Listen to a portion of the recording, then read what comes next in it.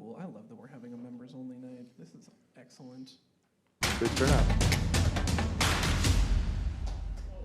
Hello and welcome everyone to the world-famous Adventurers Club of Los Angeles. My name is Andrew Medina. I am member number 1212, and I am so glad to be your host for the evening. We got another great program coming at you in a very special night. For the first time in many years, this is a members-only night. You cannot be in this room right now unless you are a member. So, I think that's a pretty special night for us. And I gotta say, folks, I love the vibe. Great vibe tonight. Lots of community, lots of stories of adventure. So hopefully we can keep that rolling. But tonight, we have an extra special good program for you folks. I'm joined by the one and only Keith Chase and Steve Lawson to talk about the history of the club, its members, and the history of our heritage and how we got to this point. So without further ado, we've got a lot to cover, so let's dive right in. Keith and Steve, thank you so much for being here tonight. All right, Steve, it's up to you to give us a start. Okay. Steve, tell us how the club got started. You have the first slide there, Phoebe? You're in command. Keith? Yeah, it's already there. We have Rulac, right? Yep. Okay. So the club was actually founded, our roots go back to New York, 1912. The founder was Arthur Sullivan Hoffman, who was editor of the popular pulp magazine Adventure. And a year later, the Chicago Club was founded. Other clubs, interestingly, were in the works in other major cities around the country. But as far as I know, only the two were established at that time. And between the three of us, we maintain the same traditions. The founder, John or Jack Rulac, came from the Chicago Club, and he moved up to Los Angeles.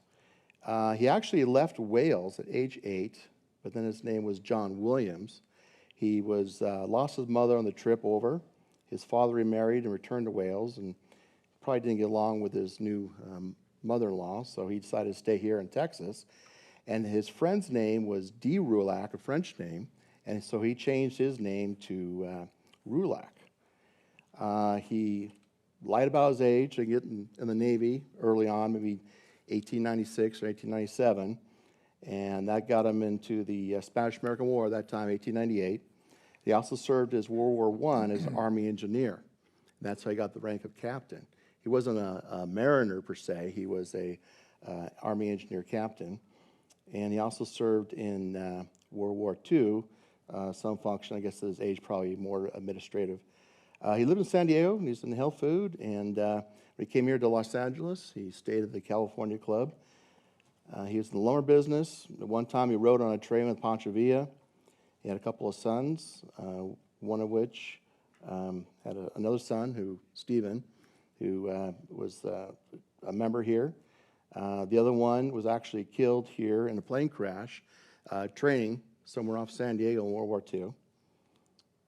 And he did pretty well. He had a number of properties up until the Depression, sold all but two, and later retired. And that's all I have about Mr. Rulac, our founder. How about starting the club? Well, he came out here. From Chicago, all that story. So they came out in, I think the first meeting was probably in December of 21.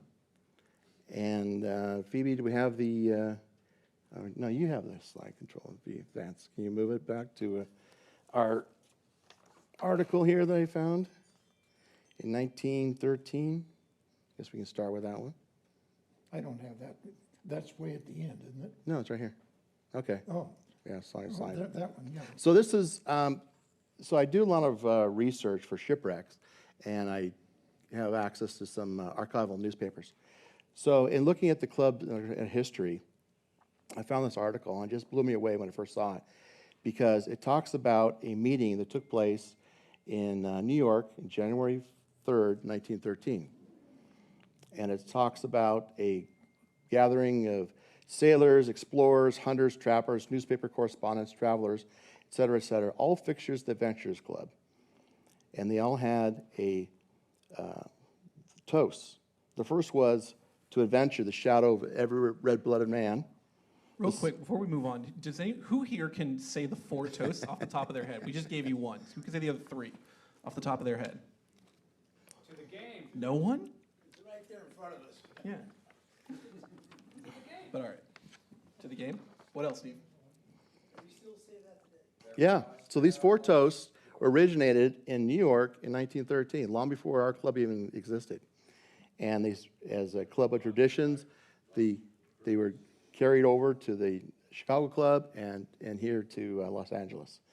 So I just thought that was really fascinating that they remained intact verbatim in the same order for, well over a century. Now there's an interesting part here. There was a Captain Robert Foran, who was a British Army. He fought in the Boer War, and he actually was with Theodore Roosevelt in 1909, shortly after he left office in 1908. During this meeting, there were, I believe, 34 people, and including a Henry Collins Walsh, which was the founder of the Explorers Club, himself an explorer of note. So I thought that was really neat to share this newspaper article to show that, some traditions remain unchanged even through today. But we are not an offshoot of the Explorers Club, are we, Steve? No, we are not. No, we are not. We are side by side, parallel. We have a lot of cross-pollination between some members, but no, we remain a independent organization. That's right. You want to talk about the Articles of Incorporation? May 9th, 1922. That's what they look like. And a slide's great, folks, but we actually have the articles right here with the new handy-dandy frame that Phoebe's dad actually just made for us. So these are the actual Articles of Incorporation from May 9th, 1922. And yeah, like Keith just said, this is the club's birthday month. So I don't know, raise a glass, do something, have a toast. It's the club's birthday.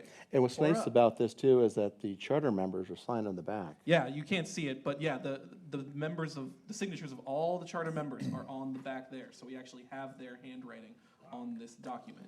Where's that going to be posted here in the club?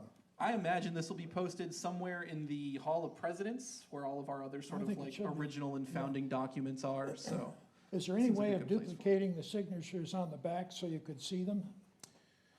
I think that'd be neat to see this and what's on the back side. Yeah, I'm sure there is. I'm sure we can find a way. We just need to, put a little elbow grease into it. But moving right along.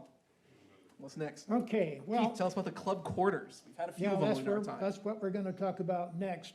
Let me just say that we're going to be kind of paralleling the book that you have all picked up today. Just excerpts tonight of what's in the book.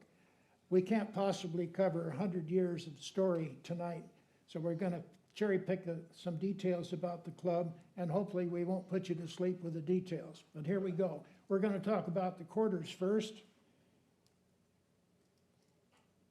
Come on. If we need to, Phoebe can also advance. There we go. There we go. So when we started out in 1922, we had a range of different quarters that in many cases didn't last very long. We kind of moved around town a little bit, and but the point is that we did meet, and as far as I know, they pretty much stuck to the policy of having a meeting every week, which is a big deal to put together a program and plan all of that. So we started out on the 8th of March in 1922 at 403 South Hill Street. That didn't last long, 1 month, and we moved to 251 South Hill Street, and then we moved about another couple of months later to 225 8th Street, and then, strangely enough, we moved back to 403 South Hill Street on the 3rd of January in 1924. And then we stayed there for, 2 years, and then we moved to the Ambassador Hotel. It sounds like a great place. It lasted 1 month. Nice. For whatever reason, I have no idea why we packed up and moved out of the Ambassador, but we moved then to the Hayward Hotel. I have no idea where the Hayward Hotel was. I don't think it's in existence anymore. Was one of those the time that somebody brought in a large python and they're... Yeah. That kind of scared the crowd. They all ducked under the tables. Maybe that's why we got kicked out of the ambassador. And let's see, then we moved from the Hayward. Let's advance the next slide here. There we go. Back to Hill Street in 1928. And then we moved on to Spring Street in the 1930. And then the Rex Arms Hotel in 1931. 945 Wilshire Boulevard in 1933. Back to Spring Street in 1936. And then in 1938 to the Clark Hotel. Well, my goodness, we managed to stay there for a while. A whole total of 8 years at that one location, goodness. Which is pretty fantastic.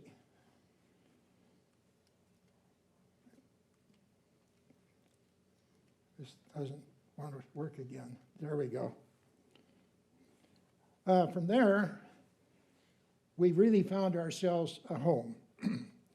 In January 10th of 1946, we moved to 154 West 12th Street, which was the headquarters for the Sally Shops clothing stores, and that was their headquarter building. It was a 3-story building, and we were able to get the 3rd floor of Sally Shops building. We managed to stay there for 18 years, and we had it really fixed up nice with a nice stage.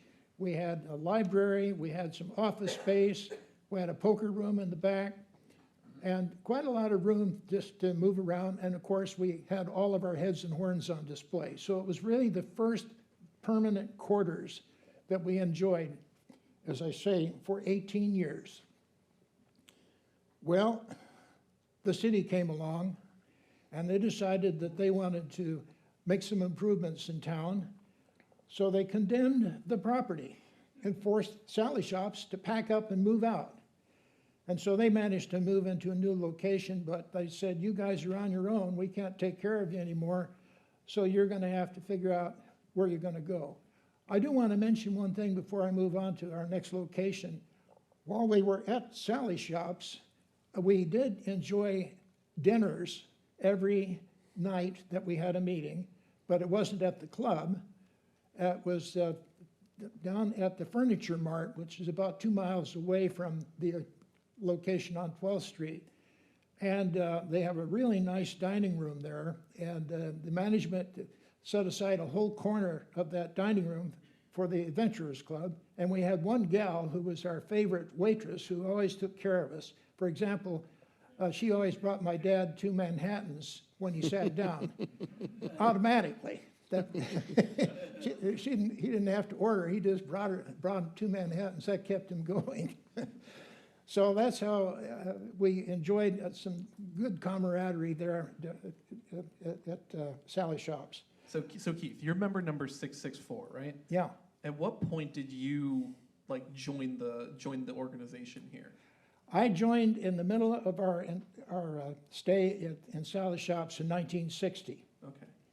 So I was drafted into the club as far as committee things are concerned right away.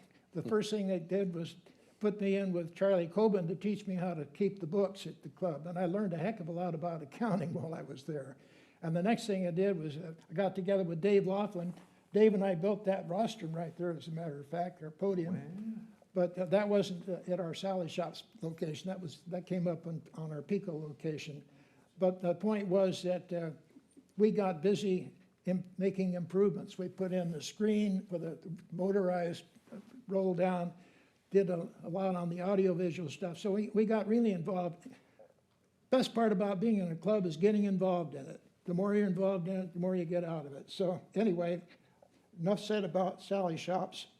The question was, what are we going to do if we are forced to move out?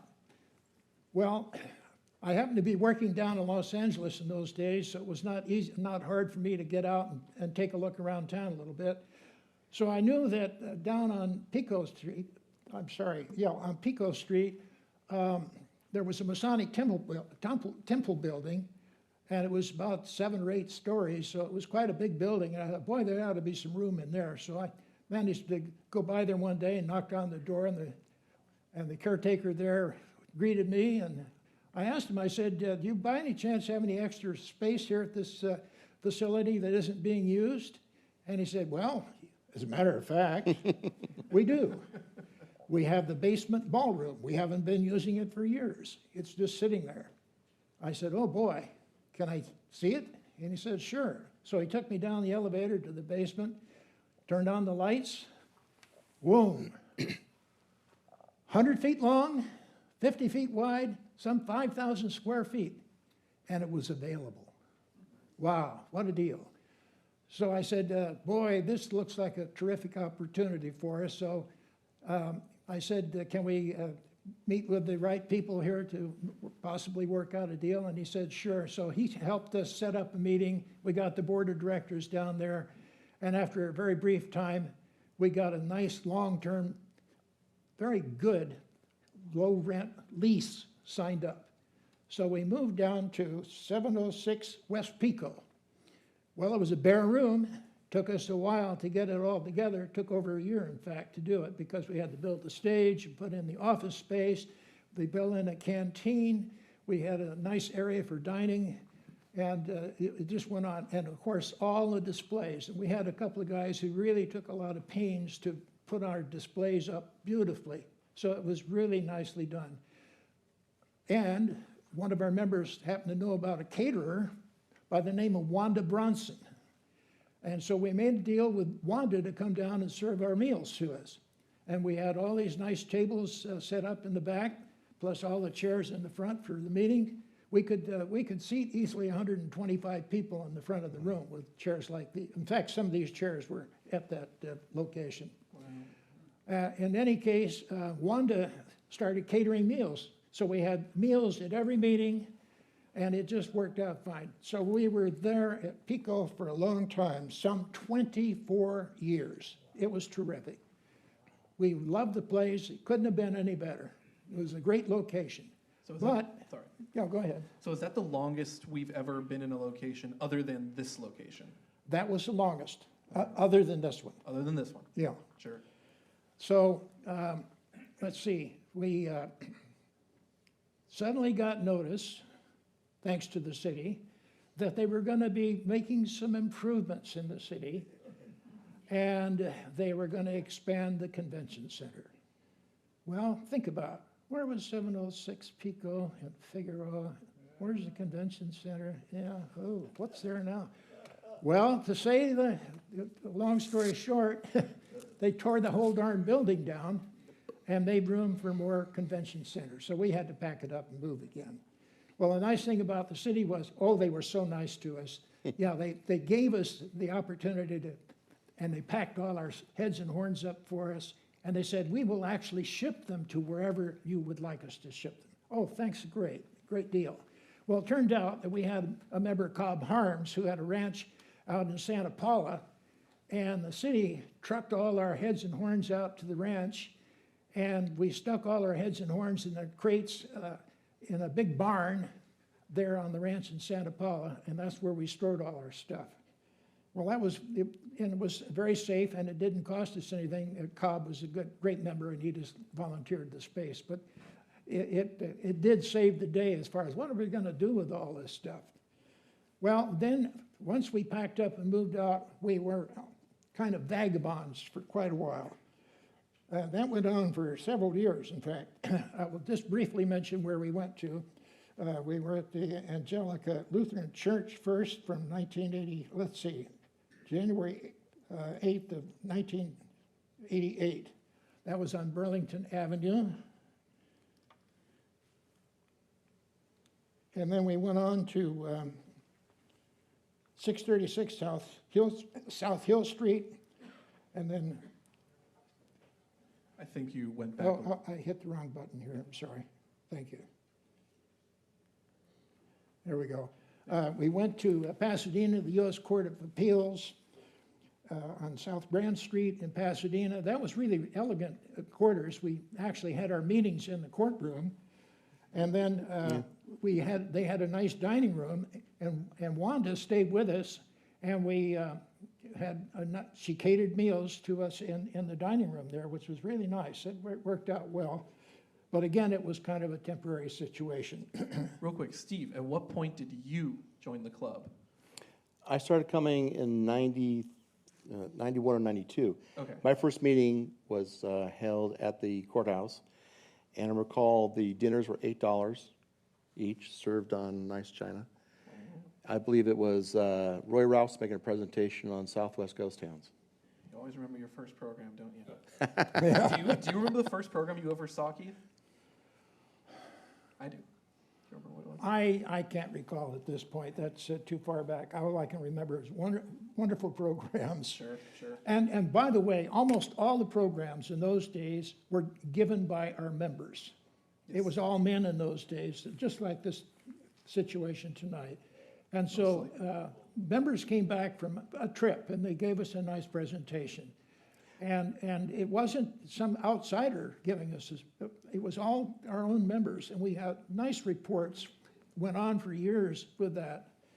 Well, Anyway. Keith, I don't think a lot of people here realize that your father was president, who joined the club back in 32. Yeah. So you got in here at an early age. Yeah, I got in a long time, early age. That's a whole story on itself, how I ended up in the club. It's really quite a story, actually, but I don't know that we have time tonight. But a friend of a friend of a friend from an old high school teacher days is how I ended up in the club with a sponsor. And it wasn't through my dad, it was through a high school teacher friend. That's a whole other story. Anyway, what happened then after the Court of Appeals is our member, Dick DeWitt, who was really a terrific guy. He was a very athletic guy. He was interested in all kinds of interesting things, and mostly ocean-oriented things. I was president of a company in LA called the General Veneer Corporation. And they had a big office space there that wasn't being utilized. And he thought, well, let's let the club use it. So he came to us, we were wandering around, what are we gonna go to next? And he said, hey, come on down to the plant. We'll set you up in there, and you can have all your heads and horns, and we'll put you up there for as long as you wanna be there. So we took him up on it, and we moved down to General Veneer, got all the stuff out of storage, set it all up again, and there we were down in Southgate. And that went on fine for about a year. And suddenly, Dick died, major heart attack. And it was a young guy. He was probably 45, 48, something, under 50. Wow, what a shock. Well, the board of directors decided they had other plans for that space. And so they said, would you folks please pack it up and move out? We'll store your stuff for a while here, but we have other plans for the location. So, okay, now what? Well, all our heads and horns sat there, and Bob Seaman, Dr. Bob Seaman, who is also a past president here, found us a place down in Long Beach at what used to be the Long Beach Elks Club, and that was on Willow Street.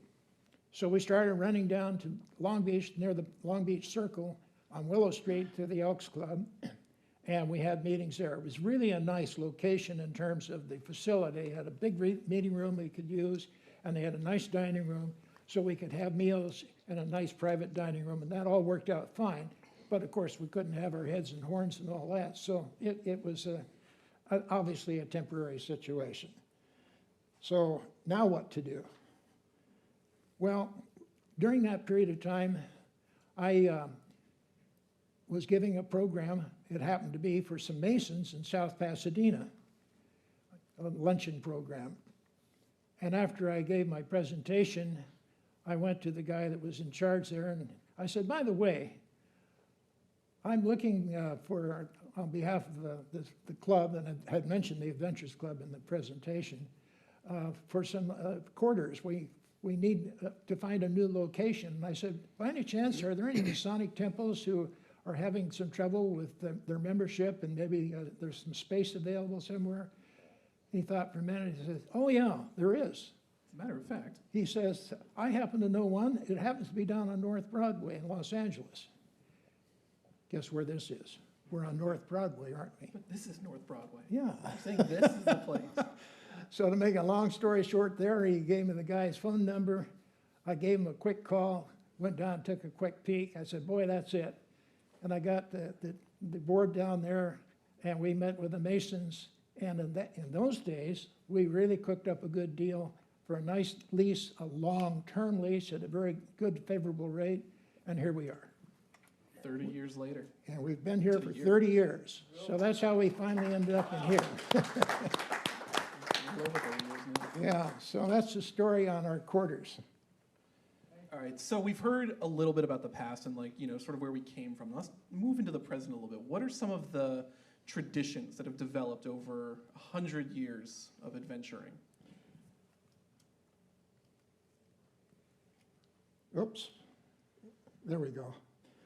Well, we've already mentioned the 4 toasts. I'm not going to go through them again, but on the screen they are all displayed for you there in case you want to review them. They're in our book, of course. So after the traditions,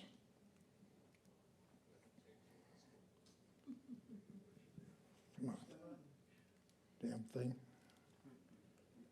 Please stand by. There we go. Okay, so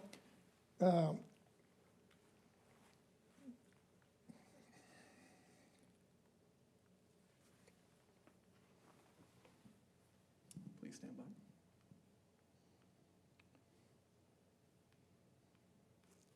why is this failing on me now? Well, I can do it manually.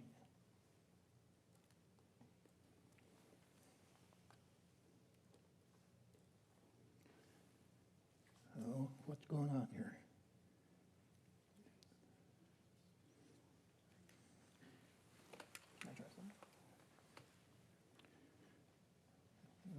It's frozen for some reason. I can move it down whenever We'll you do need. it manually. Yeah, I can move it down. Okay, in any case, one of the traditions in the club that's important to us are our badges. It's a sense of belonging, and we all have our badges, and it's certainly something that is one of the key traditions that we've had ever since this club was organized. As far as I know, we've always had badges with our number on it, our name on it, and usually some kind of an emblem or something that signifies our areas of interest. Another thing that's a tradition here, and this is something about what we were talking a little bit about tonight, is sharing. What do? We share our stories in this club. A sense of belonging and sharing and getting along with another and sharing that adventure with this person. And the next thing you know, you're off together sharing something. So the tradition of sharing is a really important aspect here in the club. Another one is our weekly meetings. We meet once a week, 50 times a year. Once we start a meeting, we've already been through the routine tonight. The bell rings, we have a silent toast. We have our members give us reports on things. Try one more time. No. Thank you. And then another item is we have recognition here at the club. We give awards. For example, we have the award for the Adventure of the Year. It's not every year, but frequently, I don't know, how many Adventures of the Year have we done now? About 12, 15, something like that? Closer to 20. Yeah, Closer to but there 12. are some years that we didn't give it out. You know, we just didn't feel like anyone qualified that year. So Yeah. it is possible we just don't give it out one year. And we also all have numbers, right? Like you're member number 664, I'm member number 1212. But we didn't always do it that way. If you look at older member numbers, you'll notice a very strange thing. You'll notice letters after the numbers. And why is that, Steve? Because they reused some of the numbers. So the mindset was that the club would be no more than 200 members at once, so they reissued the same numbers. So a lot of the earlier numbers were followed by letters, A, B, and C, and D, and so forth. And Phoebe looked at the draft of the book here and said, I think we have 1,308 members that have been members here of the club, including ourselves. And wait a minute, why are we only up to like 1,252? It doesn't match. Well, because a number of them were reused. Back up. Another tradition here is our Night of High Adventures. We started in 1979, it's carried on through till 2019, and then we took 2 years off because of the COVID pandemic. And then we started up again in 2022 and 23, and we certainly planning a NOAA for this year, so it's going on. Another very important tradition here at the club are expedition flags. I think we've issued some 128 flags by now, and they're all signed and on display in the dining room. And we have in our book tonight a history about all those flags with a write-up of each flag and where it's been, and a great bit of history is written up in there. So when you have time in your book, do look up the history of those expedition flags. It's amazing stories. And then our last but not least tradition of the year is our annual holiday party. Usually around the middle of the month of December, we take the last 2 months off, or last 2 weeks off, and that's when we say thanks to our departing board of directors and welcome in our new board of directors, and of course just have a good time together with our good members for the end of the year, usually with some fun entertainment of some sort. So that's where we go from there. Another interesting fact here at the club, which is written up, is we've had a number of fathers and sons members here in the club over the years. If I can get this thing to advance. It's just not behaving tonight. Oh, I'm sorry, we may have to skip on the... Phoebes, can we advance one, please? Phoebe, There we go. Thank you. take us up to fathers and sons, if you We're can. there. We're there, Keith. Is it there? Mm-hmm. Oh, okay. Well, on the fathers and sons story, over the years... Oh, wait, Phoebe, can you go back one? Sorry. One more.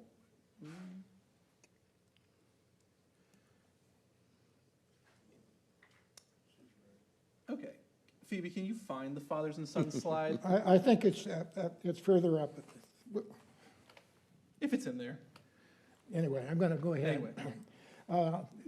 We've had a number of father-son combinations which are worthy of mentioning. The first, of course, was Jack Rulak, our founder, number one, and he had his son Phil Rulak, and then Phil had his son Steve Rulak. And I think, didn't you say that there was another son that you just... John, John Rulak, the grandson. yeah. And then he had a son, Earl. Yeah, but the members were just Jack, Phil, and then Stephen.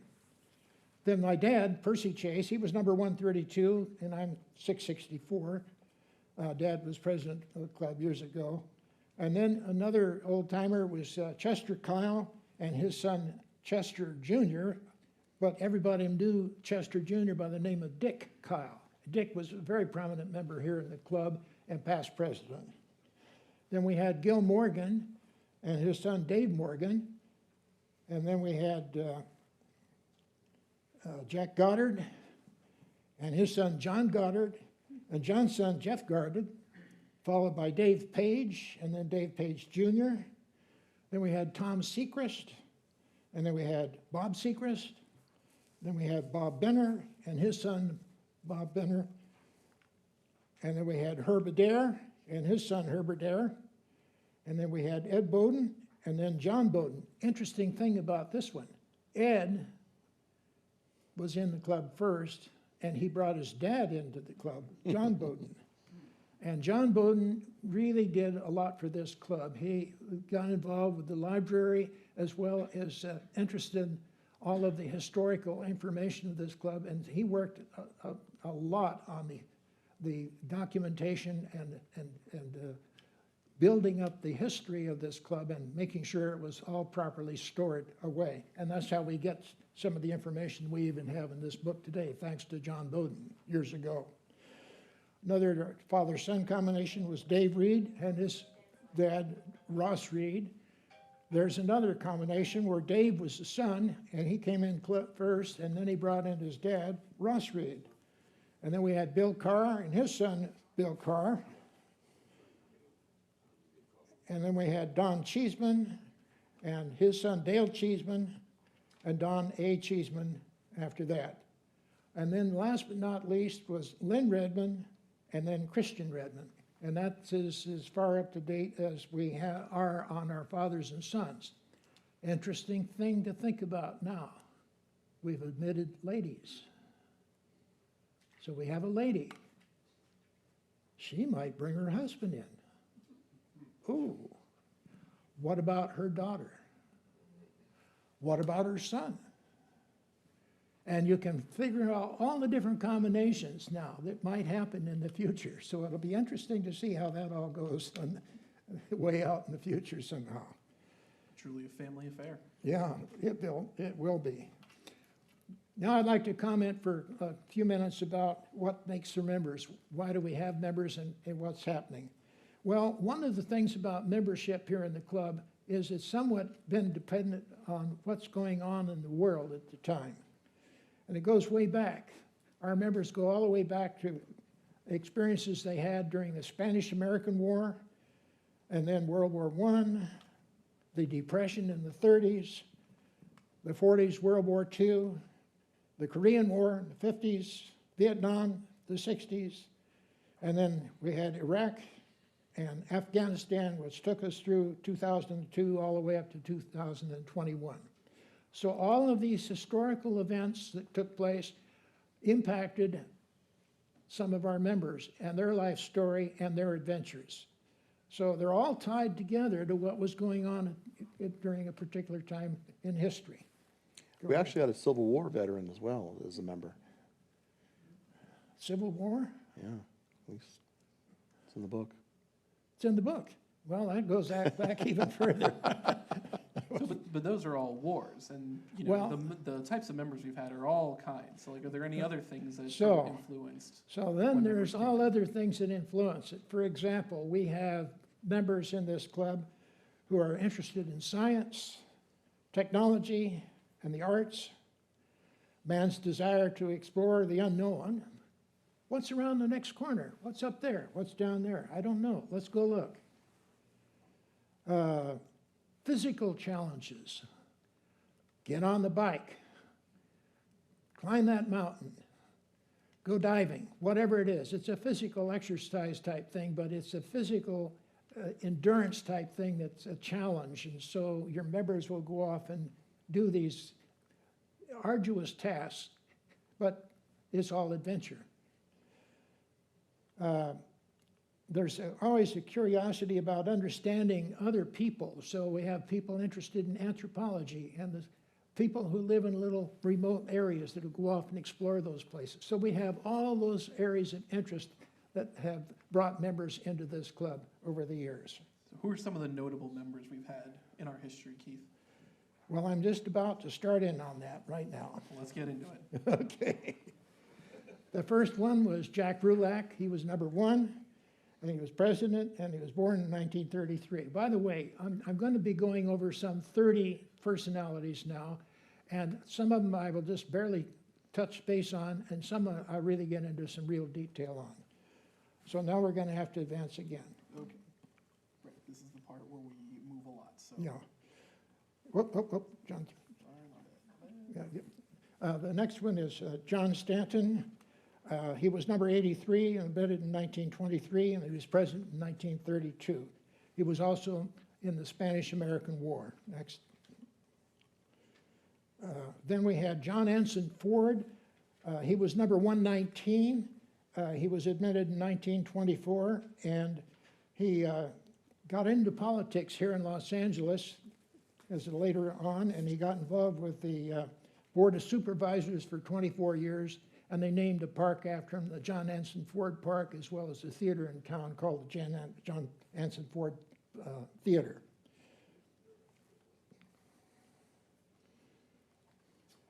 Then we had Phil Johnston. He was number 164. He was admitted in 1925. He was reared by the Navajo Indians, and later on, during World War II, he got the idea to bring in some Navajo Indians into the military and bring them into the Marine Corps, as a matter of fact. And they turned out to be code senders. They started using the Navajo language and translated the secret messages that that the military were trying to transmit from one point to another in the Navajo language. And the Japanese were totally befuddled. They couldn't figure out what in the world those messages were. So it turned out to be a very successful means of communication of military messages during the war. Another member was Willis Rowe. He was admitted in 1925. He was also a veteran of the Spanish-American War, and he was just the nicest gentleman. I remember Willis quite well. He was here in the club, of course, when I became a member, but he was always here and just the nicest person to get to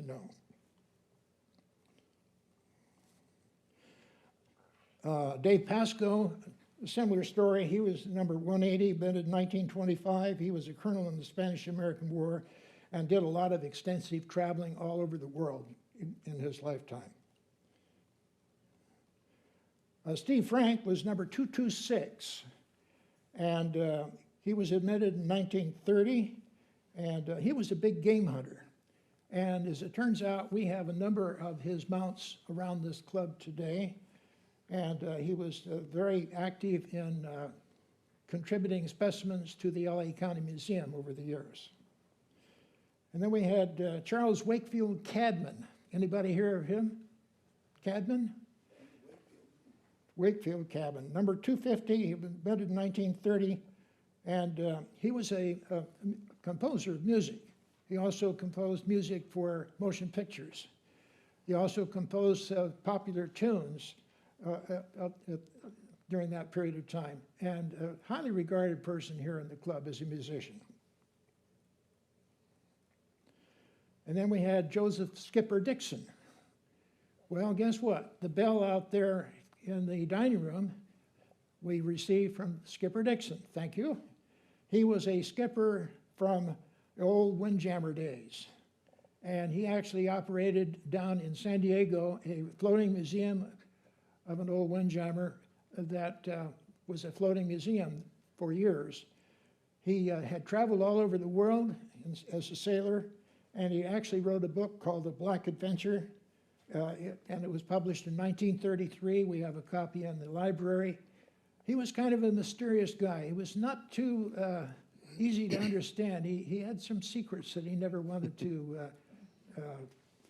tell us much about. So he was kind of an interesting character that no one really fully knew too much about, but he was really quite a prominent member in this club in any case.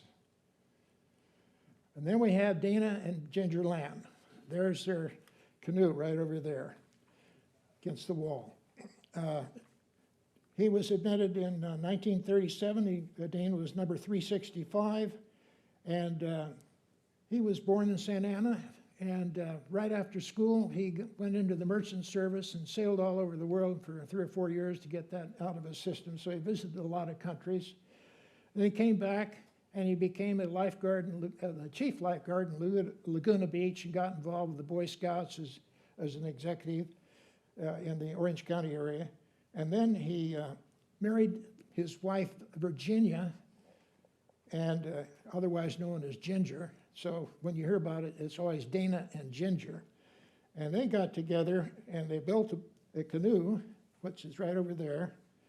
And they took a 16,000-mile trip down the west coast, across through Mexico, down into Guadalajara, and all the way down to the Panama Canal. So a 16,000-mile trip before they got through with that. Let's keep it rolling. Let's keep it rolling. Okay. Then we have Dave Page. He's number 389 and admitted in 1938. And he was attended the second Bird Antarctic Expedition and awarded the Special Congressional Medal for Scientific Studies. Then we had E.A. Peterson, Ethan Allen Peterson. He was number 406, and he was an osteopathic surgeon living in Shanghai at the beginning of the war, actually before the war, when the Japanese invaded China in 1937. And he and his wife Tammy were stuck there, unable to get out of China when the invasion started. So they bought a Chinese junk, and it was 36 feet long, and they called it the Hummel Hummel, and they sailed all the way across the Pacific to to Los Angeles. And it took them, it was a 5,000-mile trip, and it was 85 days long in making it. And then, later on, they sailed that same boat from Chile all the way across the Pacific to New Guinea and helped in the war effort during the end of the war there. And the picture of the Hummel Hummel is hanging on the wall. It's somewhat hidden by Bob Silver's surfboard, but it's back against the wall over there today. Then we had another interesting character by the name of René Belbenois. He was number 485, and he was admitted in 1943. He was born in Paris, and was abandoned by his parents as a child, and so he lived with some relatives until he was about 17. And then the war was on, so he fought in World War I, and then after that he came back and started working in a restaurant as a waiter. Well, it didn't take long before he started snitching purses and wallets from the customers. And as a result, he was caught. And he was sentenced to 8 years in prison on Devil's Island in Guyana. Not a nice place to go. And so he tried all kinds of ways of escaping, and it's a long, long story that's well written up. But in any case, he managed to survive, and he kept a journal through all that whole time. And while he was there, he collected butterflies. He got enchanted with their beautiful butterflies in this tropical jungle there. And when he finally sold his butterfly collection, when he was looking for some money to get the heck out of the country, and he finally booked a passage to Los Angeles. Once he got to Los Angeles, he wrote the book, Papillon.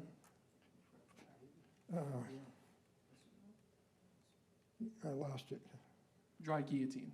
Excuse me. The book title, I'm sorry, Dry Guillotine, excuse me, and it's in our library today. And so anyway, make a long story short there, he managed to get finally citizenship here in this country, and he lived out a good life after that. His book was quite successful, by the way. Then Jeff Davis was the king of the hobos. During the early 1900s, there was the big depression apparently, and a lot of men were out of work. And so he established a series of hotels for homeless men, and all they had to do was donate two days out of the week as volunteers for the hotels, and he would provide them housing, some food, and even medical attention. So it was quite a successful enterprise, and he was ended up being known as the king of the hobos. And then we had John Davidson. Here's one of our very memorable members. He's number 492. He was admitted in 1944, president in 1960. John was born in Alice Springs, Australia, and immigrated to the USA in the 1900s. And he served the U.S. Army Corps of Engineers. And then after the war, he traveled all over the world, and he became quite the hunter. And he collected specimens, it turns out, for the LA County Museum. And he brought back these specimens, and they were mounted, and then he worked on the exhibits at the LA County Museum to show off these specimens. And he worked on those specimens for quite a few years. In any case, John also had a collection of wonderful hunting rifles, and brought them down here to the club on occasion and showed them off. They were really prized rifles. They were the best ones were known as the Purdeys, P-U-R-D-E-Y-S, I believe. And one other thing about John, when he was in Australia, he learned how to use a bullwhip. And one day we were in an outing outdoors, and John brought his bullwhip along, and there was a rose bush over there. Took aim, he cracked that whip and just hit a dead rosebud on the edge of that rose bush. Snap. Dead shot, perfect. He had great aim with that bullwhip, which was about 12, 14 feet long. It was amazing to watch John with that bullwhip. Anyway, a wonderful guy, very memorable person.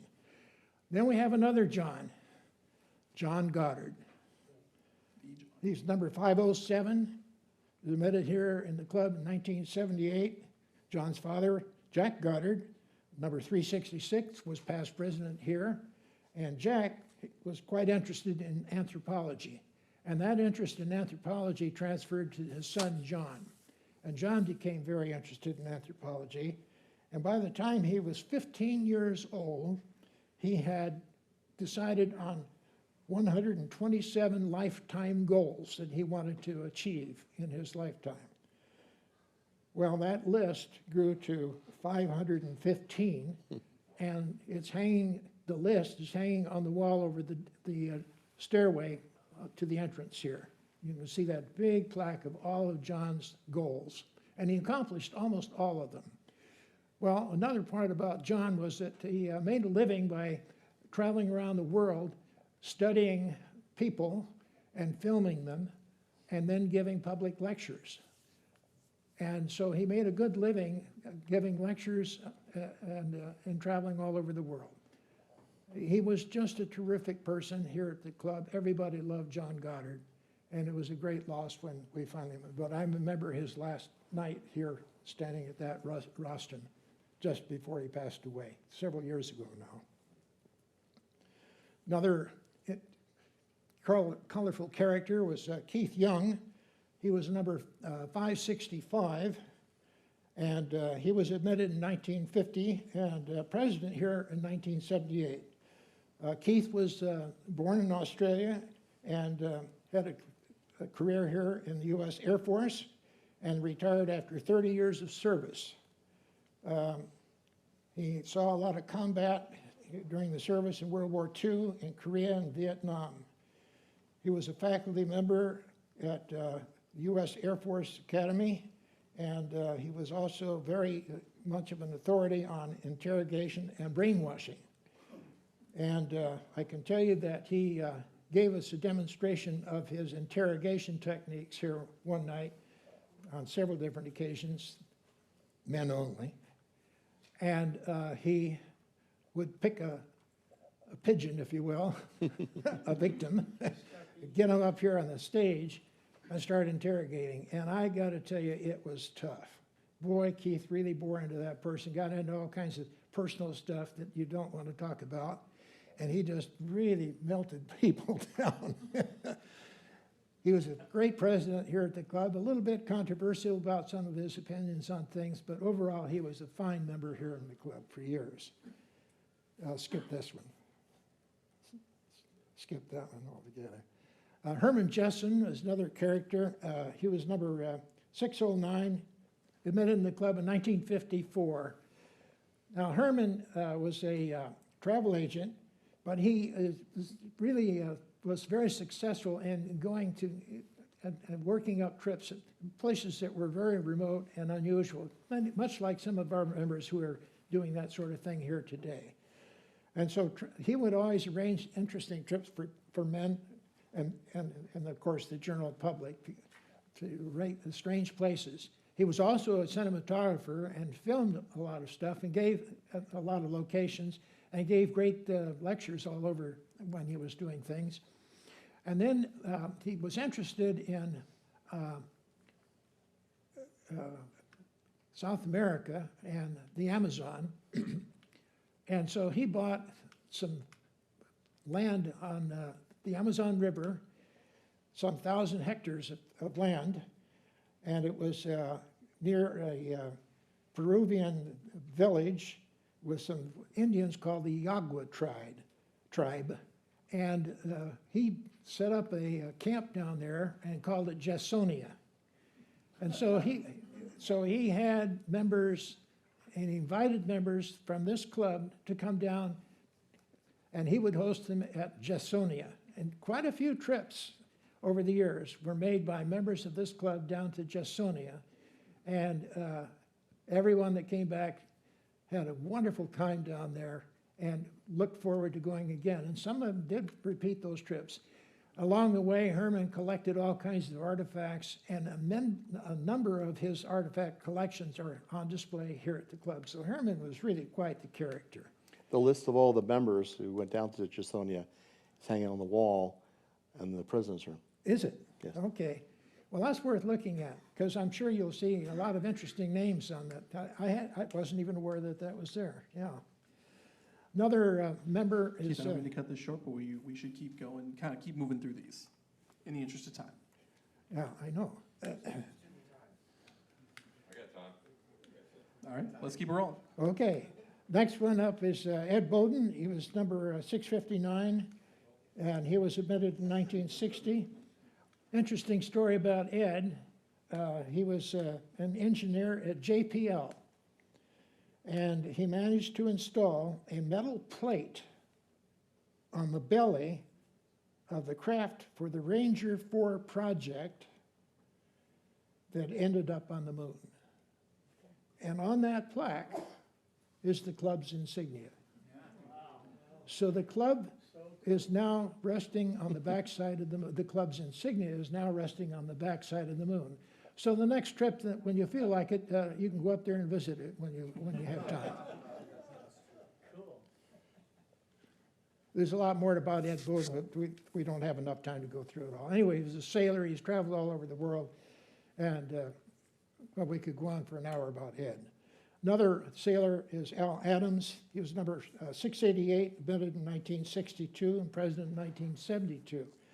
Al was a world traveler, master sailor, traveled 340,000 miles around the world, and then he was dismasted and got caught in a big storm, hurricane in the Bermuda Triangle on an 83-foot schooner. Almost lost everything, but managed to survive that particular trip. He's been on 8 different Transpac races across the Pacific to Honolulu. He's gone on Acapulco races, and he's done a lot of competitive sailing all these years. He also set up a school in Marina del Rey for training for sailors, and also a facility for inspecting boats. So he was quite involved in that field. Another side story was that he knew a lot of personalities, and one story was that he was on the Chesapeake sailing with Walter Cronkite. And while they were out sailing on the Chesapeake, Walt got a message, please return to the studio immediately. And so they got Walt back to shore, and Walt got back to the CBS studios, and then Walt gave that awful report about the assassination of John F. Kennedy. So that's a story that Al frequently tells. There's a lot more about Al Adams. I could go on for hours, but anyway, terrific guy. Jim Clemens was another wonderful guy. He was number 697, admitted in 1963, past president, 1966. Jim was a mountaineer, climber, a photographer, and an ornithologist. He also got a PhD in zoology and studied birds. His interest was in collecting birds and by going out around the world and seeing how many he could find.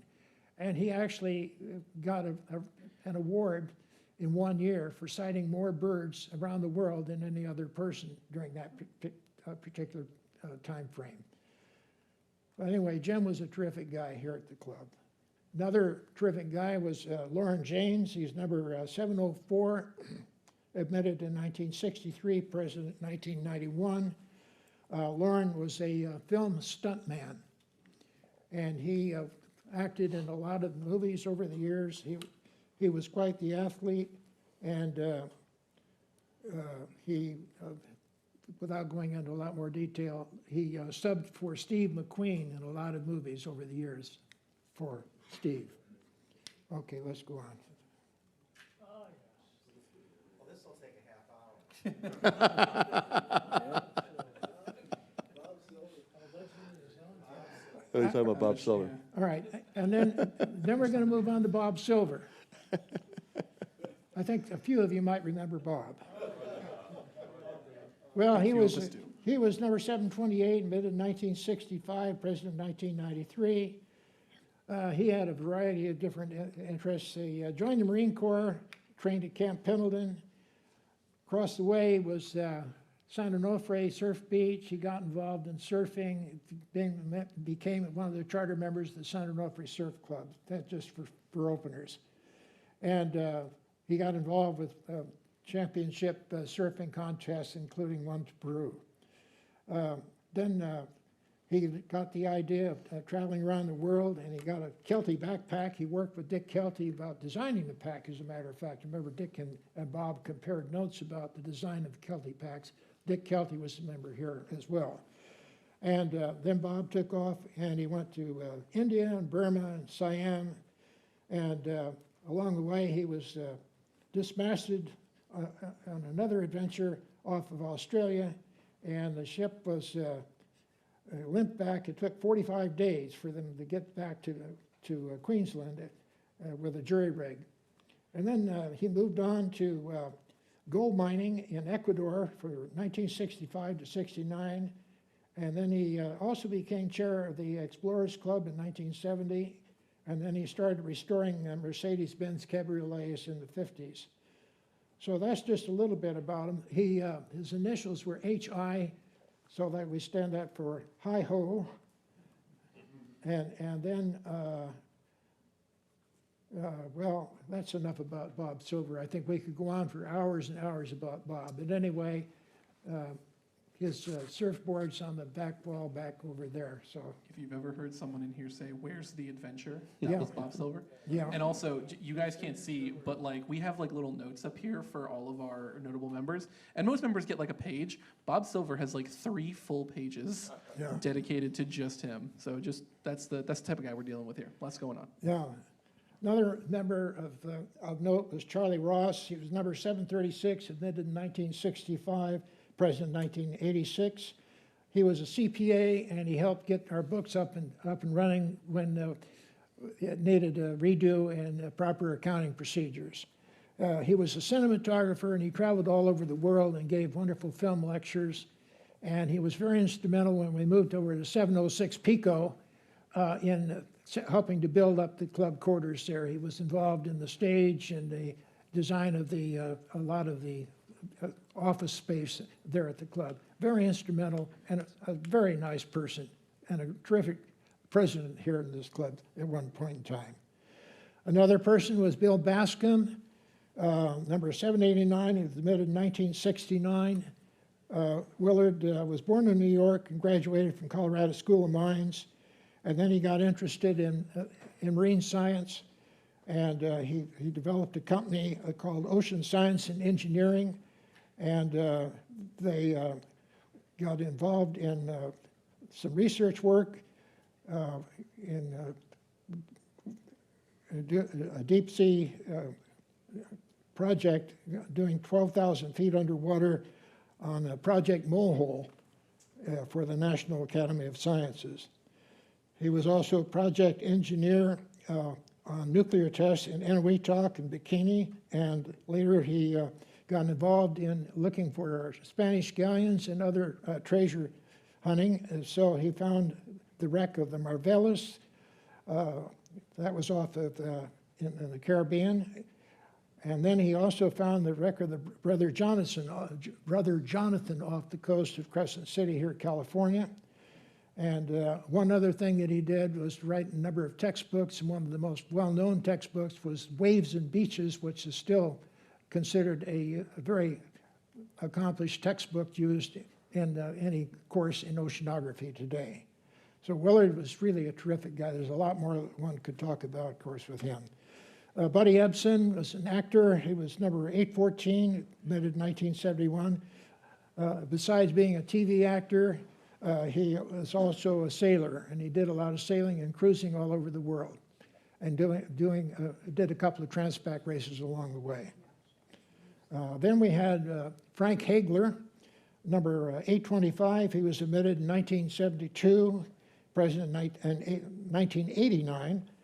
And Frank lived in China as a young man and became an officer in the U.S. Marine Corps during World War II. He sailed on the USS Nevada in the Aleutians and the Normandy campaigns, and he also became a commander of assault company during the Battle of Okinawa, and was awarded the Silver Star, the Purple Heart, and Unit Citation. He was also a medical officer in the U.S. Navy during the Korean War, and he also enjoyed flying, sailing, collecting military vehicles, and a variety of weapons. We've been to his home, and boy, it was a real museum. He had all kinds of crazy military vehicles, tanks, including a tank, and then an suitable for home defense. and then an arsenal in the basement of all kinds of crazy weapons. Oh, Frank was really quite the guy, let's say the least. Now we're going to talk about a real war hero, Roy Rausch. Okay. Oh, yes. Okay, Roy was number 864. He was admitted in 1974, and Roy served for all of us in the U.S. Marine Corps from 1942 to 1946. He participated in the invasions of Guadalcanal, Tarawa, Saipan, and Tinian. He landed with the first wave on D-Day in Saipan.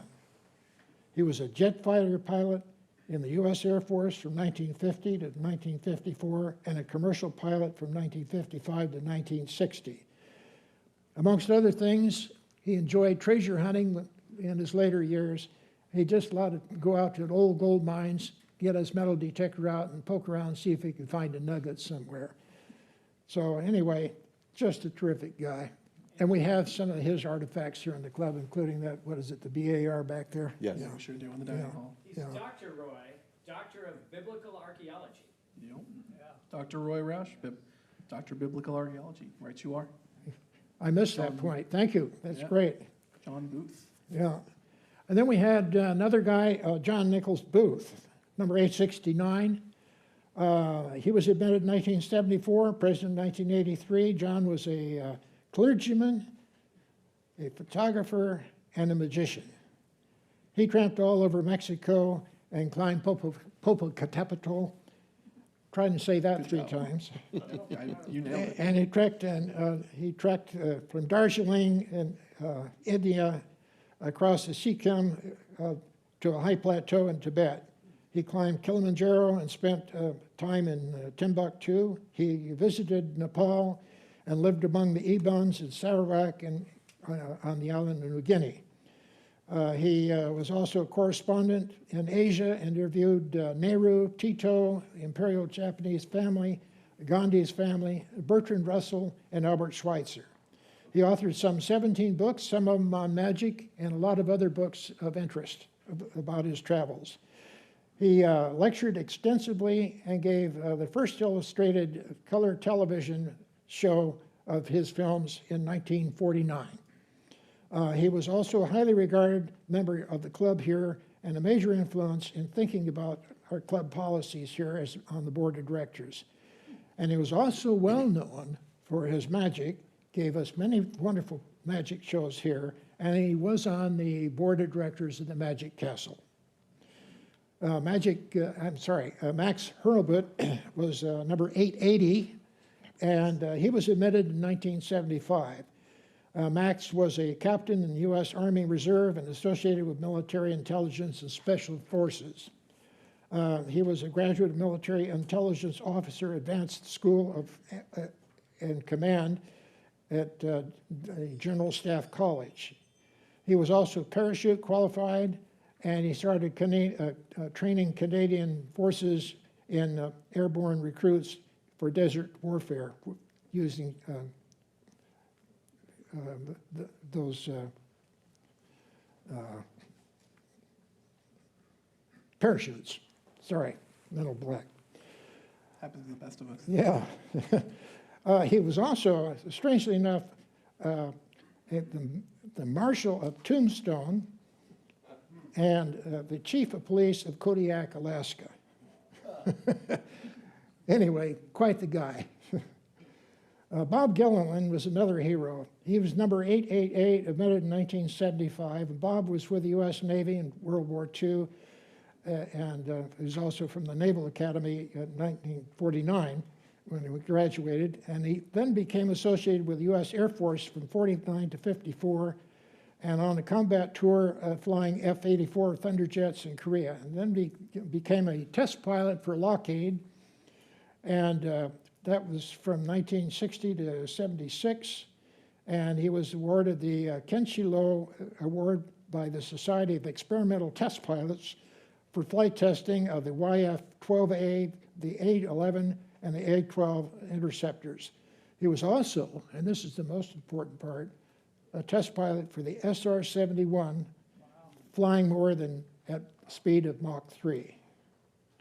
He is considered a pioneer in supersonic flight, and he gave us wonderful reports here at this club by the way, on all that detail. He was also the first to fly the SR-71. He was what? He was also the first to fly the SR-71, according to Bernie. Yeah, yes, that's right. Yep. And that's correct. Thank you.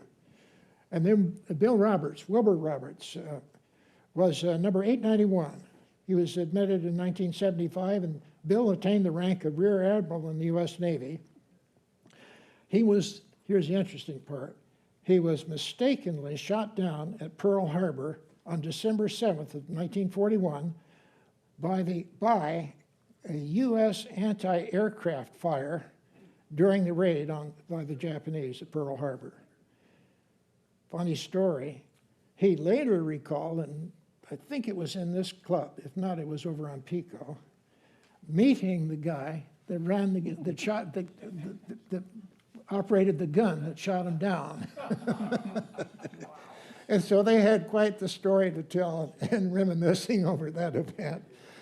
And Bill went on with a wonderful career in the Navy and all kinds of military activity. I think we should back it up just a little bit, because this is worth mentioning. Let's see, he was a pilot on the USS Enterprise and participated in the first attacks on the Marshall Islands and Wake Islands in the spring of 1942. He was a dive bomber pilot and a Squadron 6 that sank the Japanese carrier Akagi in the Battle for Midway in June 4th of 1942. Bill participated in the experimental launchings of the Falcon air-to-air missile in 1952. He was a fine gentleman and a good personal friend. He rose up to Rear Admiral as well. Yes, he was Rear Admiral. Ed Milker was number 892, and was admitted in 1975. He was with the OSS and U.S. military intelligence. So he had a career in spying, and that's what he was all about. He wrote lots of books and gave us interesting stories here about all of his military spy adventures during the war. And he also ended up spoiling the plans of a bunch of bad guys who were about to try to assassinate General Dwight Eisenhower. Enough said. Smoky Storms, Lester G. Smoky Storms, was number 914. He was admitted in 1977, and Smoky also was one of these great war heroes. He was with the U.S. Navy Air Corps in 1940 to 46, and he flew many strikes against the enemy-held islands in the Pacific. He escorted the Doolittle task force for the Tokyo raid as part of the Admiral Halsey's plans to sink as many Japanese ships as possible, and he was shot down 20 miles off Japan and spent 4 days in a life raft. And he received the Distinguished Flying Cross, the Air Medal, and 3 Gold Stars, and the Asia Pacific Medal. He traveled in Australia, New Zealand, and Western Pacific Islands, enjoyed sailing a sketch along the California shoreline many years later, and he regularly attended this club for years. Now another big name, Ralph White. Ralph was number 942, admitted in 1982 and president in 1992. Ralph was an award-winning cinematographer in film and video with over 30 years of experience and he collected many motion picture and TV credits. He began parachuting as a teenager and operated a skydiving school. Then he was noted by the U.S. Marines, and after joining, he was assigned to the 1st Air Force Reconnaissance and Parachute Test Unit. He then went on for UDT training in San Diego. Later, then he went to work for North American Rockwell as a director of test flight photography and then as underwater photography for the Subsea Group.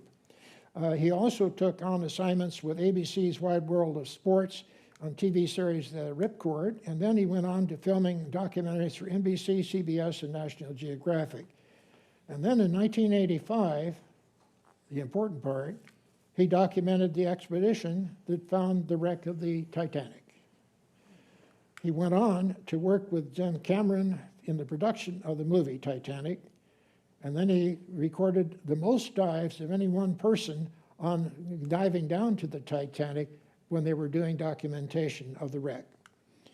He then continued with the National Geographic as a photographer for over 25 years and was involved in many of the magazine's documentaries. He was president of the club in 1992 and then was knighted in the Order of St. Lazarus and the Order of Constantine, and was then appointed a fellow of the Royal Geographic Society and a fellow recipient of the Lowell Thomas Award for Life Achievements from the Explorers Club. Ralph was also a chairman of the board of the Academy of Underwater Arts and Sciences. The Explorers Club named in his honor an award, the Ralph B. White Memorial Award.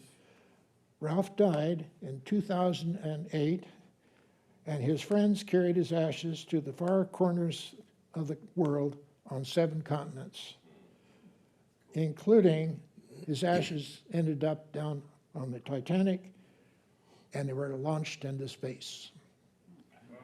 And he always liked us better than the Explorers Club. Yeah. Paul McCready, number 959, admitted in 1983. Paul was an aeronautical engineer and designer of human-powered aircraft that won the Kremer Prize. He devoted his life to the development of more efficient transportation that could do more with less. He started developing flying machines at the age of 15, and he trained as a Navy pilot during World War II. He received a BS degree in physics from Yale and a PhD in aeronautics from Caltech. And he founded his first company, Meteorology Research, in 1951, and began piloting gliders after World War II and became the first American to achieve a World Soaring Championship. He then created a human-powered aircraft, the Gossamer Condor, and then won the Kremer Prize for the Gossamer Albatross, which flew across the English Channel, human pedal-powered. Our member Dick Kyle consulted with Paul on the physics of bicycling because Dick was involved in designing wheels for Olympic bike racing, and so he was quite knowledgeable on the mechanics of pedaling and helped perfect the pedaling mechanisms on that flight across the channel. Paul went on to found another company called Aero Environment that develops unmanned surveillance aircraft, now referred to as drones, and presently used in national defense. He was awarded over 50 awards and medals for all of his aeronautical achievements. Those drones, he was the first person to really come up with those things. So he was really an important guy in all of our military history. Okay, Rick Ridgway, number 964, was admitted in 1983, and he was a mountaineer, an adventurer, environmentalist, filmmaker, businessman. He climbed and explored all kinds of mountains all over the world, and he started making ascents on various expeditions in the Peruvian Andes. He then joined the American Everest expedition and eventually led a group to the expedition to Summit K2. the world's second highest summit, highest mountain, I should say. He joined the original 7 summits, expeditions, and went on to explore all kinds of remote areas in the Antarctic. He became a consultant for the Keltipack Company, and for 25 years assisted in marketing their products. And then in 2003, he joined the board of directors for Patagonia and became VP for Environmental Affairs. He has written numerous books and magazine articles and films for the National Geographic, and has written at least 7 books and directed all kinds of films ever since. Another interesting guy is Sven Walrus. He was number 978, admitted in 1986. And Sven was interested in Tahitian lore, and so he wrote the textbook of the English to Tahitian language and the Tahitian to English dictionaries.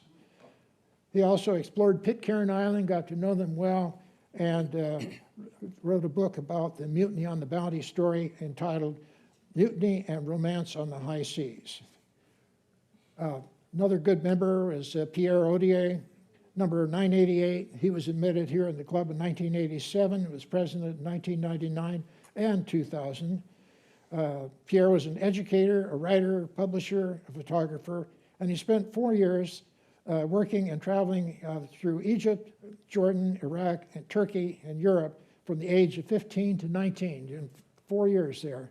And he became the youngest member of the United Airlines 100,000 Mile Club and became a U.S. Army communications expert. He then lived off the land while traveling through Yucatan with students in 1973, and also another trip in 1976 to Africa. He spent 6 weeks walking alone in China, in the province of Guizhou in 1985, and returned to China in 1986 to restricted military areas. He wasn't supposed to be there. And he researched and photographed the French penal colony of Devil's Island, which we've already heard about, and with his students. And then he researched and explored the Tarahumara Indians in Mexico and photo-documented their remote lifestyle. He then visited West Mongolia and went on through China, and then he did another trip across the Bering Straits with sealskins with Eskimos in 1994. He's published numerous books documenting his explorations along with his students, and he's spent years here at the club working on our club history and making many improvements here at the club. We have named his library in his honor. So that's a little bit about Pierre, just a marvelous guy. I think he smuggled himself into Siberia, didn't he? A few times. Yeah, he did. Okay. Another adventurer was Ted Williams. He was number 999, invented in 1988. Ted traveled through Luzon with the U.S. Marine Corps during World War II. He was captured by the Japanese in 1942 and was having to make a long march to a place called Camp O'Donnell. And he spent 3 years as a POW and endured many hardships. After the war was all over, he went back to the Philippines and to help build a schoolhouse on Corregidor, and he's traveled extensively around the rest of the Philippine areas over his years, over his lifetime. Frank Minte. Steve, do you want to talk about Frank? Yeah, Frank is a guy that I wish I had interviewed him. His story is just so fantastic. He was living as a teenager in the Dutch East Indies, now Indonesia, and was conscripted by the Japanese and taken to Burma, where he worked on the Burma Railroad, made famous by the movie Bridge over River Kwai. And he was bitten by a cobra, left for dead. He ate termite larvae, survived. He got back, and then he was shipped over to Japan. While en route, his ship was sunk by an American submarine, tread water for like 9 hours, was rescued, and they put him back into working on some of the ships there after the Marianas turkey shoot. And the Japanese evidently did want to see the damage the Americans inflicted on him. And at one point in time, he was in Tokyo, and they had some of the Tokyo bombing, and he, as a POW, was one of the last people to go into the sewers, which was the only safe place they had to go when they had aerial bombing. And because he was disposable, he was the last one in, and evidently there was a dam that broke and flooded the sewers and killing everybody, and so he was able to get out. And then he was working on a quarry, and they dug a big trench, and they said, when the Americans invade, we're going to line you up and shoot you and fill the trench with your bodies. And one day he's looking up, and he saw a lone B-29, didn't think anything of it. A big bright flash happened. He looked up at the guard towers, and the guards were skeletonized. And they kind of climbed up above the level of the quarry, and you see this huge heat wave coming. And it engulfed the trolley, and then it engulfed the car, and then it engulfed the guy trying to outrun it.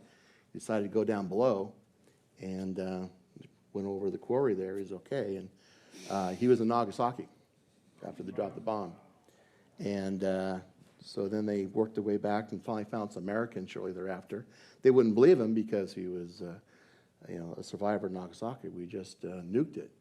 And so, but he talked about some of the Japanese officers there trying to commit suicide, hitting themselves in the head with grenades because they had grenades that worked by contact.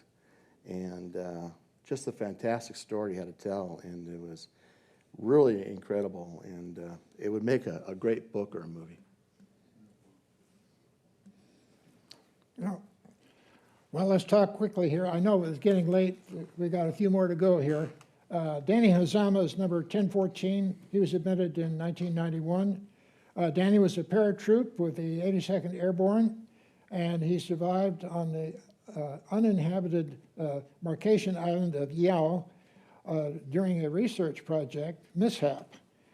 He became a photographer for the Central Polynesian Sciences and Humanities documentation of everyday life in the historic sites, and was instrumental in Marquesian prehistory ecological expeditions to Ha-Tua-Tua, as well as Nuku Hiva.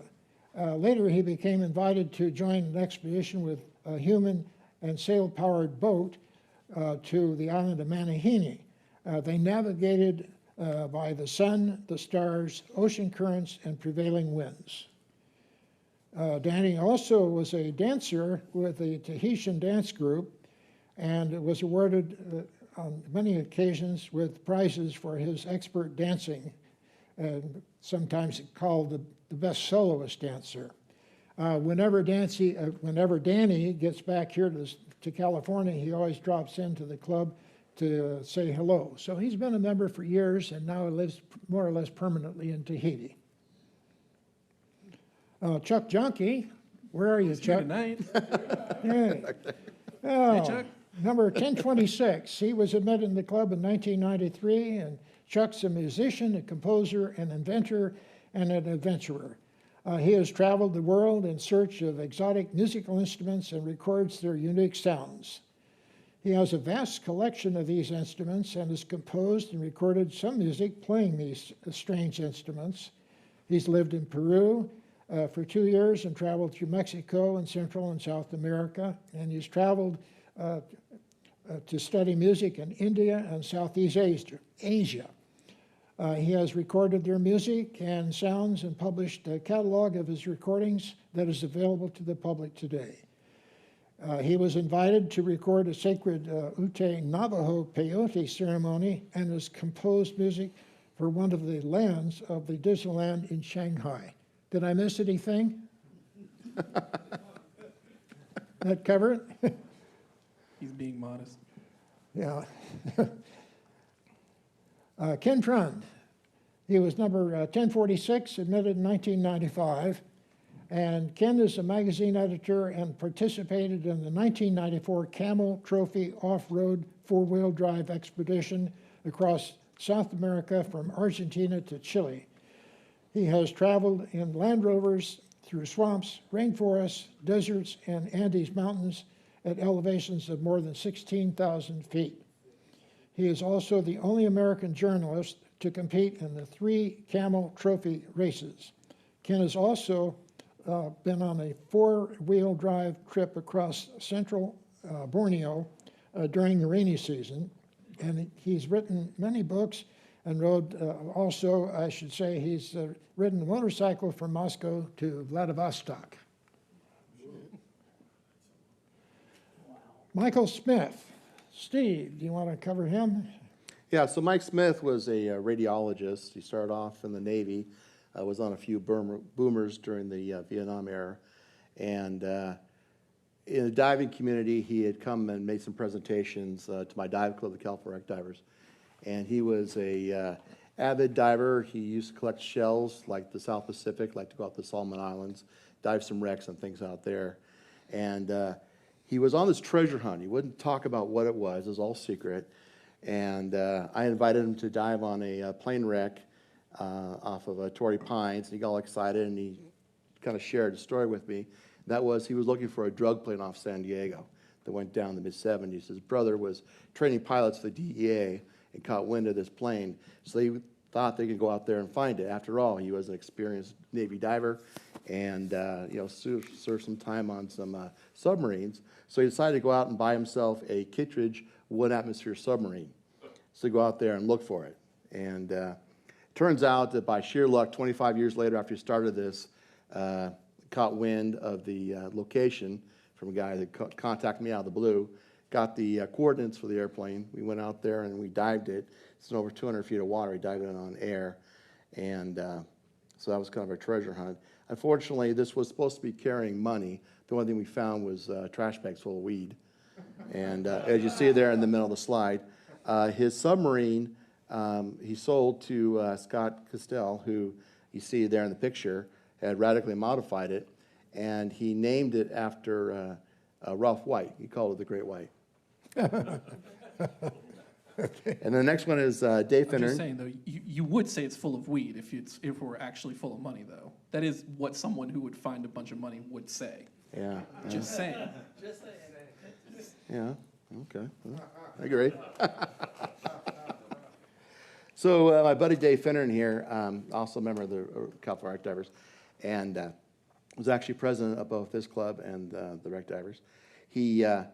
I met him in the early 90s, and he sold me this boat, and I spent lots of time, money on it, fixed it up, and then proceeded to take him out on my boat for the next 10 years or so. And anybody who's owned a boat knows that the best boat to have is a friend's boat. And so, yeah, so Dave was avid, I won't say treasure hunter, but kind of like check out ghost towns, old mines, a lot of diving. Here's some pictures of us. In fact, Peter here would join us on a trip down to Port Isabel, a lost port down in Mexico. And then you have the club flag there, and there's a picture of Dave in the Sacramento River. There's another picture, on the lower right-hand corner of Dave and I. And we have the inflatable that another member, Tom Modi, gave me. They actually held there the whole trip. And there's Tom Modi there in the left-hand stuff. So here we are, finding all kinds of knickknacks on the bottom, diving, checking stuff out, and having a good time. Dave is an author. Oh, yeah, I should also mention that, so Dave was a guest of mine here at the club for many years, and then finally someone asked him if he wanted to become an officer. It's like, I'm not even a member. And so they kind of shamed him into joining the club, and a year later, they kind of cajoled him into becoming president. And so he was president for 1 year back then. That's all. Well, moving on, we have member Alan Smith, number 1069, admitted in 1998, president in 2014. Alan, amongst other things, was a desert rat, and he was out in the Death Valley on a trip and saw a cave up on the hillside, and they thought, well, let's go investigate it. They did, and inside the cave was a trunk, and it turned out to be a trunk that had been there for 150 years. And it was left by a family who had attempted to travel across Death Valley in terrible hot weather conditions. And it contained some of the family possessions, including a doll, a flintlock pistol, some child's shoes, some gold, silver coins, tintype photos, a telescope, and a hymnal. And when the Park Service discovered that he had found this, they were very concerned about the future for the valley, because if the word got out that there might be treasure hiding in those hills, people with shovels and picks and so forth would start invading the desert and invade the valley. So they didn't want to publicize it. But on the other hand, it was memorable. So they did in their bookstore actually produce a video about the find. And so that was at least not completely lost to the public for the long term. And then he organized a trip up for the members of the club to the White Mountains, and they went on another expedition looking for old gold mines, and they found them. So anyway, he was instrumental in getting the club into some interesting places through the years. Then we have Jim Dorsey, Jim called Jim Michael Dorsey, but everybody knows him as Jim. He's number 1081 and admitted to the club in 2001. Jim is a photographer, a professional oil painter, an anthropology student, an explorer, professional writer, and also skilled at sea kayaking. He's also a member of the Cetacean Society and has organized many trips down to Baja to study the annual migration of the gray whales down to the peninsula there. He has studied the ocean habits of orcas and up in Alaska, and as well as in the Channel Islands. And he's spent over 30 years exploring remote cultures in 52 different countries. He prefers to arrange his own trips on the go and travels with only a light carry-on backpack. He's written many magazine articles about his explorations, as well as a short story booklets, and has encountered with many local inhabitants all over the world. He also has authored several books going into much more detail about his travels, and is a fellow with the with the Explorers Club, as well as a director here of the Adventurers Club. Dave Dolan is number 1087. He was admitted in the year 2002, and Dave has had a variety of adventures. He's made many trips to the high Sierras on foot and horseback, and he has climbed Mount Kilimanjaro and traveled to remote areas in Guatemala, Colombia, Dominican Republic, and Peru, and as well as in India. And then we have Robert Williscraft. He was member 1116, admitted in the year 2010, and he served for 23 years in the U.S. Navy and the National Oceanographic Atmospheric Administration, otherwise known as NOAA. He is also a retired submarine officer, a deep sea and saturation diver, a scientist, and author of numerous books and hundreds of articles. He has spent 22 months underwater and a year in equatorial Pacific. He has seen years on the ice pack in the Antarctic, and he holds degrees in marine physics and meteorology and a doctorate for developing a system to protect scuba divers from contaminated waters. Kevin Lee, wish he was here tonight. Number 1163, he was admitted in 2011. Kevin is a master of multiple interests and skills. He lists his first degree, he is a first degree in Taekwondo black belt. He's a mountain biker. He's backpacked over 40 countries. He's a mountain climber, a scuba diver, an underwater photographer, ham radio operator. He's also a member of the Explorers Club and enjoys intellectual pursuits in physics, cosmology, and philosophy.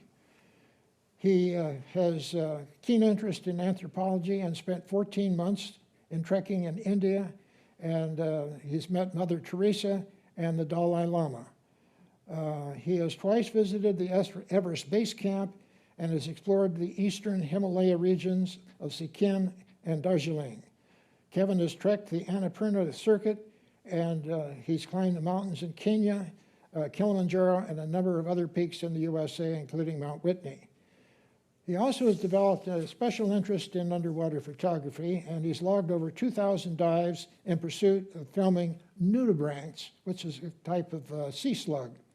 He has discovered actually new species, a couple of them named after him, and over the years he's been traveling to remote locations seeking out, finding new species. He's really a super guy. I wish he was here tonight. He's just a marvelous person. Wayne White, number 1194, was admitted in 2020. Wayne spent 3 winters as the on-site manager of the Amundsen Scott South Pole Station. He is responsible for a team of 42 technicians and scientists and a support staff. And he makes daily rounds checking the facilities and looking after his crew members and their well-being. And during the winter months, he reports, there are no flights and the bitter cold reaches a temperature of minus 100 degrees below zero. He describes the location as the coldest, the driest, and the highest place on Earth. He's also worked as station manager on the Ascension and Wake Islands. And that completes the small list of many of our memorable members. And believe me, there's a lot more that we could report on. And here we are, it's 10:15. Yeah, that was amazing. And you know, we've been at this now for about an hour 45, and I'm getting the command from the back room to maybe start winding things down a little bit. But we have a little bit left to go here. So I'm thinking, can you both share just like 1 or 2 of the best programs that you remember that we've ever had? Just like the best of the best, 1 or 2 stories. You know, what are the highlights? Go ahead, Steve. Highest of highest. Yeah, there was one that I recall, I think it's, gotta help me here, Valentin Brezhkov. Yes, Okay. Valentin Brezhkov. Okay, yeah. So he was a Russian, World War II, and he was an engineer, and someone said, do you speak English? So yeah. So we need a translator. He found himself translating for Stalin. So shortly thereafter, he finds himself in Tehran meeting with Roosevelt, Churchill, and Stalin as a translator. And at one point in time, Churchill passes a note to Roosevelt. And Roosevelt reads it, crinkles it up, and throws it in the trash. And Stalin didn't want any of this passing secret notes. So after the meeting, he says, go get that note, tell me what it says.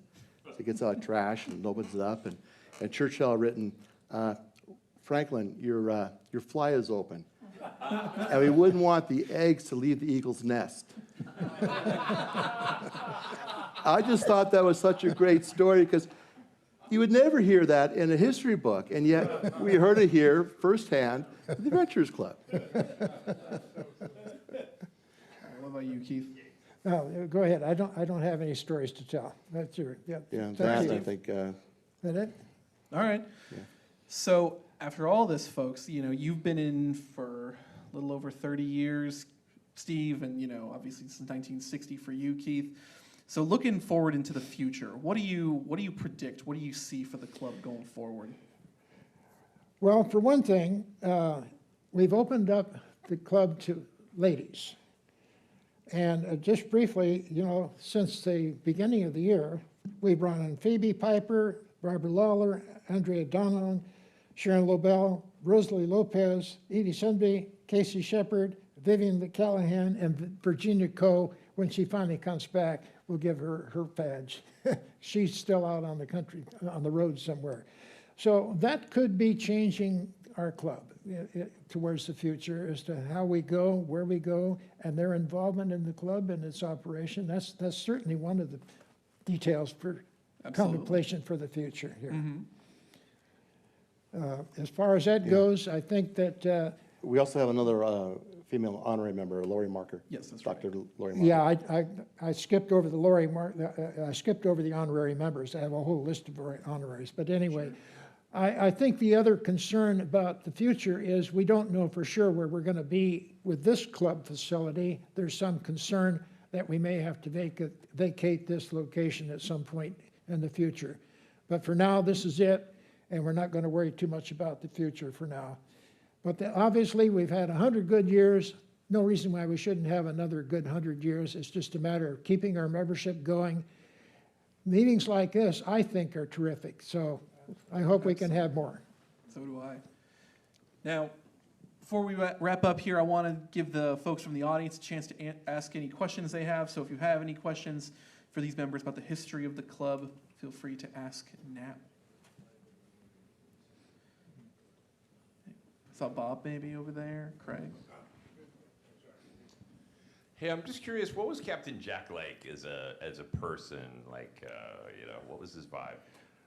I would call him a gentleman, first and foremost. He was always dressed impeccably. He always had a coat and a tie on. He was really a gentleman, but he was very friendly, personable individual, very likable person, and friendly, and obviously a leader. He really was, and I'm sure that's one of the reasons we're here, is because he knew how to lead people and make things happen. What about you, Bob? Just a minor thing, but on your discussion of Al Adams and getting the note, I also thought the note was about JFK, but talking to Al one day, it was the notice that Nixon was going to resign. Oh, that was I'd have to check the dates to make sure, but yeah, okay, yeah. Anything else? We got a couple more from Ted and David and Jay and Bernie. Who was for each of you, the most memorable member that you met during the time you were with the club? Just one. You had to narrow it down to one. Well, from my point of view, it was Ralph White. He was the most memorable member in this club, from my point of view. Yeah, he was also one of my sponsors.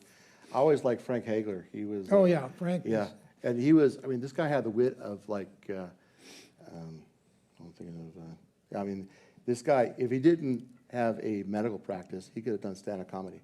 He was just intelligent, witty, it just kept everyone in stitches. Just some of the stories he would tell about his day-to-day experiences. So this, GYN? Yes. Yeah, his stories were terrific. Yeah. so this may not be in our club records, but since the club was founded during Prohibition in our various houses, I assume we had methods to address that, which might have involved creativity, but did you come across any details there? I don't know. No, I don't have any. That was before my time. I'm sorry to say. I'd like to ask a question to connect the past to the future. I think our meetings have become smaller and smaller in terms of numbers of members. And I think less and less of our people, our own people, are doing the speaking. Do you have any feelings or opinions as to whether our club is better being larger with more people or stay small?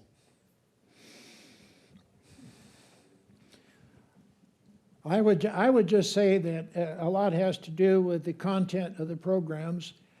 I also do like to think that we could keep programs going where the members that are active in the club actually give the program. It's great to have outsiders, but they come in, they give us a great program, we never see them again. The old days, the members gave the programs, they gave reports all the time. Now we have outsiders coming in, and once in a while we get an outsider who actually comes and joins the club. But I think that the membership participation in the club is key. Yep. And of course we're getting some new guys, and that's great. And of course, now that we're admitting ladies into the club, that's the big decision we've made. Now let's get them involved I hope in a manner where we all can get together and get along together as time goes on, because it will change the direction of the club. But let's hope it works out that way. And just as a point on that, this year we've had the highest attendance we've had in a long time. We've had 4 meetings that were completely sold out. There were no seats. We had to turn people away. Yep. So we've had a significant turn in the attendance and the activity, and the size meetings we've had. And more members have been showing up too. We've had a lot of members coming and a ton of guests, Yeah. and more people coming in. Like more members in terms of absolute numbers have been coming this year than I think we've had in the past like 3 or 4 years that we've had data for. Not only that, I think it's worth noting that like just anecdotally, I'm on the board of this club, and like member engagement has never been better. Like I've, have like sort of regular members like coming up to me this year and asking like, hey, how can I get involved? Like this is like really exciting. Like it feels like the club is in a very sort of like exciting, dynamic place right now where people are wanting to get engaged, people are wanting to get involved. And I think it's like really been a nice upturn over the past like just few months, really. David. Just a real quick thought, in memory that members don't give that many presentations, and just looking ahead, it takes, and they're booked so far ahead that a lot of people, me, whatever, we don't have the ability to sometimes do that. Maybe there might be a look at one day a month where maybe at the evening meeting there's actually 2 or 3 people give short presentations or intersperse that better so that things can be done a little on short notice for club members, just of a short presentation. Yeah, I'm sure Phoebe Piper, our first vice president, will consider that when she books her programs going forward. I'd like to mention that idea. As president years ago, we're already, this was on the Pico location, opened up the meeting, where's the speaker? No speaker. For whatever reason, the speaker didn't show. No warning. Well, I got a meeting to run. What am I going to do? So we had a pretty good crowd, and I just picked out one guy, said, hey, Charlie, could you give us 5 minutes about what you've been doing lately, where you've been going? Charlie got up and talked. And then Joe got up and talked. The next thing you know, we had an hour and a half of wonderful testimonials by half the men in that room about where and what they've been doing, and it was a super great program. It just turned out to be super. So, off the spur of the moment, we heard all these great stories. Just an idea. For sure. Thank you, everyone, for the questions. And thank you all for being here. This has been a great members' night, and I hope to do more like them in the future. And for the folks at home, if you liked what you saw tonight, please consider subscribing to the channel and liking the video. It helps us out a ton. And if you're in LA, why not come on by? We do this every single Thursday, and you can join our live audience and meet our amazing speakers in person. That's going to do it for us here at the Adventurers Club. Thank you so much for joining us, and we'll see you next time off the beaten path. Good night.